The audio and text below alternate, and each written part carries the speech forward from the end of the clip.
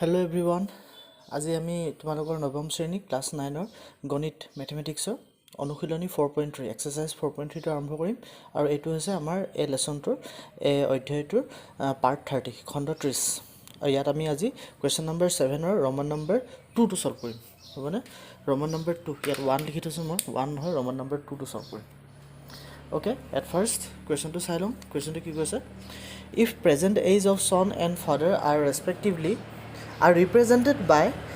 x and y respectively, and after 10 years, father will be twice as old as his son. Write a linear equation of the information and draw the graph. Kikosa. Jodi putek aru bapekor bortoman boyok krome x aru y solokor dwara pokash kora hoy. আৰু 10 বছৰ পিছত বাপেকৰ বয়স পুতেকৰ বয়সৰ দুগুণ হ'ব এই তথ্যখিনি ৰৈখিক সমীকৰণত প্ৰকাশ কৰা আৰু ইয়াৰ লেখ অঙ্কন কৰা ঠিক আছে আমি লেখডাল অঙ্কন কৰিব লাগে গ্ৰাফডাল ড্ৰ কৰিব লাগে তাৰ কাৰণে এট ফাৰ্স্ট আমি কি কৰিব লাগিব ৰৈখিক সমীকৰণটো ফৰ্ম কৰিব লাগিব linear equation in two variable two linear ইকুৱেশ্যনটো আমি ফৰ্ম কৰিব লাগিব তাৰ বাবে আমি প্ৰশ্নটোৰ পৰা ভালদৰে প্ৰথম প্ৰশ্নটো বুজি লওঁ প্ৰশ্নটো কি কৈছে বাপেক আৰু পুতেকৰ বয়সৰ কথা কৈছে কি বুলি কৈছে পুতেকৰ বয়সটো কি হয় বৰ্তমান বয়সৰ কথা কৈছে প্ৰথম কৈছে প্ৰেজেন্ট এজ সনৰ পুতেকৰ প্ৰেজেন্ট এজ টু বৰ্তমান বয়স হৈছে x আৰু বাপেকৰ বৰ্তমান বয়স ফাদাৰৰ প্ৰেজেন্ট এজ টু হৈছে y হলে তাৰ পিছত কৈছে 10 বছৰৰ পিছৰ কথা কৈছে আফটাৰ 10 ইয়াৰ্ছৰ কথা কৈছে 10 বছৰ পিছত কি হ'ব চোৱা যদি পুতেকৰ বৰ্তমান বয়সটো x ইয়াৰ্ছ হয় তেন্তে 10 বছৰ পিছত কি হ'ব তাৰ আৰু 10 বছৰ হি ডাঙৰ হৈ যাব আৰু 10 বছৰ ডাঙৰ মানে আমি কি কৰিব লাগিব প্লাস 10 কৰিব লাগিব ফৰ এক্সাম্পল তোমালোকৰ কাৰোবাৰ বৰ্তমান বয়সটো প্ৰেজেন্ট এজটো ধৰি লোৱা 10 ইয়াৰ্ছ হৈ আছে তেন্তে ওকে 15 ইয়াৰ্ছ হৈ আছে হলনে আৰু তেনে হলে আফটাৰ 10 ইয়াৰ্ছ আৰু 10 বছৰ পিছত তোমালোকৰ বয়সটো কিমান হ'ব সো 15 + 10 কৰি দিম আমি হয় 15 + 10 = 25 মানে 10 বছৰ পিছত তোমালোকৰ বয়সটো 25 হ'ব আৰু তেনেকৈ তেন্তে পুতেকৰ সনৰ প্ৰেজেন্ট এজটো বৰ্তমান বয়সটো যদি x বছৰ হয় 10 বছৰ পিছত তাৰ বয়সটো কিমান হৈ যাব x + 10 হৈ যাব আৰু সিমিলাৰলি বাপেকৰ যদি বৰ্তমান বয়সটো y হয় তেনে 10 বছৰ পিছত বাপেকৰ বয়স কিমান হৈ যাব y + 10 হৈ যাব প্ৰথম আমি এই কথাটো গম পাই গলো ঠিক আছে কিন্তু ইয়াত এটা কন্ডিশন কৈছে যে 10 বছৰ পিছত বাপেকৰ বয়স পুতেকৰ বয়সৰ দুগুণ হ'ব বাপেকৰ বয়সটো পুতেকৰ বয়সৰ দুগুণ হৈ যাব বুলি কৈছে মানে আমি বাপেকৰ বয়সটো সমান পুতেকৰ বয়সটো দুগুণ কৰি দিব লাগিব বুজি পালানে তেতিয়া আমি লিনিয়াৰ ইকুৱেশ্যনটো ৰৈখিক সমীকৰণটো পাই যাম কাৰণ ইয়াত আমাক কৈ দিছে যে after 10 years father will be twice age all his son so father is equal to twice age all his son okay ঠিক আছে তাৰ কাৰণে সলিউশনটো চাইলে প্ৰথম স্টেপছ কিটা মই লিখি থৈছো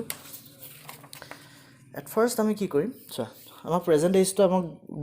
প্ৰশ্নতে কৈ দিছিলে let present age of son equal to x years and present age of father equal to y years হলনে ধৰা হল পুতেকৰ বৰ্তমান বয়স x বছৰ আৰু বাপেকৰ বৰ্তমান বয়স কিমান y বছৰ এইটা কথা আমাক কোৱেশ্চনটোতে কৈ থৈছিলে হলনে নেক্সট after 10 years 10 বছৰ পিছত after 10 years age of son will be x + 10 years so বৰ্তমান বয়স প্ৰেজেন্ট এজ টো যদি তাৰ x আছিল পুতেকৰ তেনে 10 বছৰ পিছত x + 10 বছৰ হৈ যাব আৰু বাপেকৰ বয়সটো y + 10 years হৈ যাব হয়নে এতিয়া 10 বছৰ পাছত পুতেকৰ বয়স হ'ব কিমান হৈ যাব x হেতু বৰ্তমান আছিল যোগ 10 মানে 10 বছৰ পিছত কিমান হৈ যাব x + 10 বছৰ হৈ যাব আৰু বাপেকৰ বয়সটো y + 10 বছৰ হৈ যাব এটা একৰ্ডিং টু কোৱেশ্চন প্ৰশ্নৰ মতে আহি গল এটা প্ৰশ্নৰ মতে কি বুলি কৈছিল প্ৰশ্নৰ মতে কৈছিল যে তাৰ বাপেকৰ বয়সটো কিমান হয় ঠিক আছে আমি লৈ লৈছো 10 বছৰ পিছত বাপেকৰ বয়স হ'ব y + 10 আৰু বাপেকৰ বয়সটো পুতেকৰ বয়সটো 10 বছৰ পিছত কিমান হ'ব x + 10 হলনে বাপেকৰ বয়সটো পুতেকৰ বয়সৰ দুগুণ হৈ যাব বুলি কৈছিল বুজি পালানে the father age is equal to twice as old his son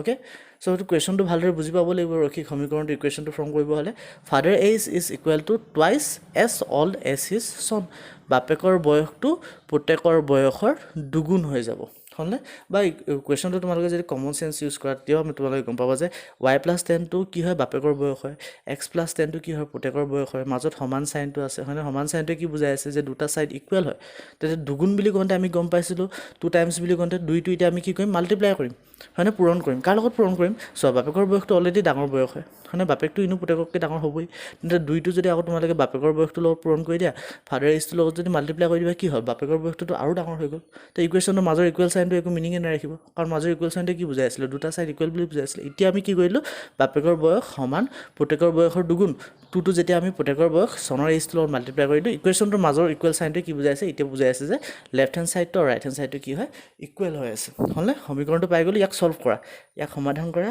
কিমান পাম y plus 10 equal to 2 into x 2 into x কিমান হৈ যাব 2x মাজত যোগ সাইন আছিলে যোগ 2 into 10 কিমান হৈ গল 20 হলনে আমি এটা কি কৰিম নেক্সট 2x plus 20 আমি কি কৰিব পাৰো এই দহটো নাইকিয়া কৰি দিয়া হলনে বা y টোক নাইকিয়া কৰিব পাৰো আমি ওকে y টোক নাইকিয়া হ'ব কৰিবলৈ আমি কি কৰিব লাগিব y minus 9 টা কৰিব লাগিব বাওফালে যদি বাওফালে আমি minus y টো নতুন কেনে লিখিছো তেন্তে আমি হুফালে লিখিব লাগিব minus y cancel out হৈ গল থাকি গল 10 equal to 2x plus 20 minus y next এই 10 টো মাইনাস কৰিবলৈ আমি কি কৰিব লাগিব নাইকিয়া হ'বলৈ 10 minus 10 টা কৰিব লাগিব তেন্তে হুফালে কৈ দিয়া 2x plus 20 minus y minus 10 হলনে ইয়াত শূন্য থাকি গল ওপৰত লিখিছো মই এফালে কি থাকি গল এফালে শূন্য থাকি গল ইয়াত কি থাকি গল 2x থাকি গল এটো তাৰ পিছত 20 minus 10 কিমান হ'ব 20 minus 10 10 থাকি গল হয়নে হেতু পিছত লিখা minus y টো আগত লিখিলো plus 10 টো পিছত লিখিলো কেলে কাৰণ আমি স্ট্যান্ডাৰ্ড ফৰ্মটো লৈ গৈছে স্ট্যান্ডাৰ্ড ফৰ্মটো মতে কেনেকৈ থাকিব লাগে ax plus by plus c equal to 0 হলনে ইটা সো আমি ইকুৱেশ্যনটো পাই গলো ইকুৱেশ্যনটো কি হয় 2x minus y plus 10 equal to 0 আমাক কি কৰিব দিছিল আমাক ৰৈখিক সমীকৰণটো পোৱাৰ পিছত তাৰ আকৌ লেগডাল অংকন কৰিব দিছিল হয়নে লিনিয়াৰ ইকুৱেশ্যনটো পোৱাৰ পিছত তাৰ গ্ৰাফডাল ড্ৰ কৰিব দিছিল গ্ৰাফডাল ড্ৰ কৰিব হলে আমি কি কৰিব লাগিব এট ফাৰ্ষ্ট তাৰ টেবুলখন বনাব লাগিব হয়নে কোঅৰ্ডিনেট গিটা স্থানাংক গিটা আমাক প্ৰয়োজন হ'ব তাৰ কাৰণে আমি টেবুলখন বনালো দুটা কোঅৰ্ডিনেট দুটা স্থানাংক ললে হৈ যাব x y হলনে মই কৈছিলো নিয়মটো কি কৰিম এবাৰ প্ৰথমতে x ৰ মানটো 0 বুলি ধৰিম x ৰ ভ্যালুটো 0 বুলি ধৰিলো এটো হৈছে আমাৰ ইকুৱেশ্যনটো x ৰ ভ্যালুটো যেতিয়া 0 হৈ যায় তেতিয়া চোৱা 0 x আৰু 2 টো কি হৈ আছিল ইয়াত পূৰণ হৈ আছিল x ৰ মানটো যেতিয়া 0 কৰি দিও 0 * 2 কি হৈ গল 0 হৈ গল ইয়াত একোৱে নাথাকিলে থাকি গল কিমান -y + 10 = 0 সো -y + 10 = 0 তেন্তে ইয়াৰ পৰা y মানটো আমি উলিয়াই লব পাৰো y মানটো কি কৰিম আমি কি কৰিলো সো আমি এটো এনেকৈ ধৰিব পাৰো যে -y আৰু 10 টো ইয়াত কি হৈ আছিল যোগ হৈ আছিল 10 টো যদি আমি ইফালে লৈ যাও ই কি হৈ যাব ই -10 হৈ যাব বা y টো যদি আমি ইফালে লৈ যাও ই কি হৈ যাব +y হৈ যাব বুজি পালানে বাট লিখলিয়াকে ক'ব হলে -y + 10 ৰ লগত আমি -10 টা কৰিম এটো নাইকিয়া কৰিবলৈ 10 টো তেতিয়া আমি বাওফালেও -10 টা কৰিলো হলনে নেক্সট কি হৈ গল এটো নাইকিয়া হৈ গল থাকি গল -y ইকুৱেল এফালে কিমান থাকি গল -10 থাকি গল হয়নে দুইফালে আমি মাইনাস সাইন এটা পূৰণ কৰি দিয়া এফালে -1 টা পূৰণ কৰি দিয়া এফালে -1 টা পূৰণ কৰি দিয়া এটো মাইনাস ইনটু মাইনাস প্লাস হৈ যাব এফালে +y থাকি যাব আৰু এফালে যেতিয়া মাইনাস টা পূৰণ কৰি দিম মাইনাস ইনটু মাইনাস কি হৈ যাব +10 হৈ যাব বুজি পালানে মানে y ভ্যালুটো কিমান হৈ যায় 10 হৈ যায় পিছৰবাৰ কি কৰিম এবাৰ y মানটো আমি 0 ধৰো হলনে y মানটো যেতিয়া 0 ধৰিলো তেতিয়া আকৌ ইকুৱেশ্যনটো চোৱা y মানটো 0 হোৱাৰ লগে লগে এটো 0 হৈ গল আৰু এটো 0 হোৱাৰ লগে লগে কি থাকি গল 2x + 10 = 0 থাকি গল হবনে মই বাহিৰত দেখাইছো চোৱা কি থাকি গল 2x plus 10 equal to 0 থাকি গল হয়নে কাৰণ ইয়াত y মানটো 0 হৈ থাকিলে হলনে ইটা সো ইটা ডটটো নাইকিয়া কৰিবলৈ আমি কি কৰিম 2x plus 10 minus 10 টা বাওফালে লগাই দিম লগালে হুফালে আমি -10 টো লগাব লাগিব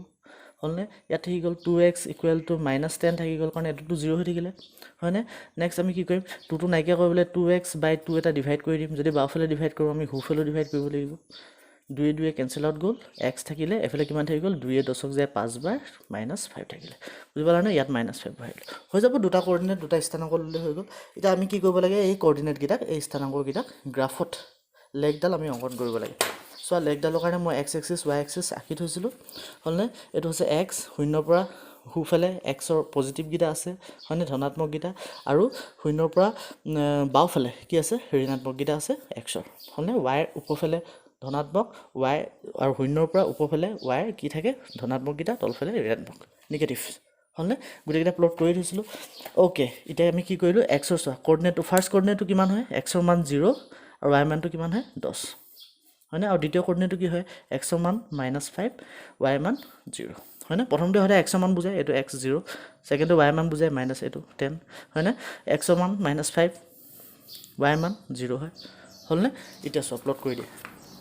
0 10 x to 0 x 0 কত আছে ইয়াতে আছে হলনে y to 10 হ'ব লাগে x to 0 হলে y to 10 কি 10 হয় এটো ধনাত্মক 10 হয় না